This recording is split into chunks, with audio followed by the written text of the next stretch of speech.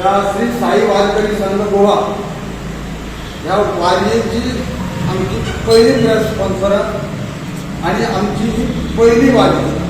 ह्या पहिली आमच्या वारी झाल्या गोवा टू शिर्डी आणि शिर्डी टू अयोध्या.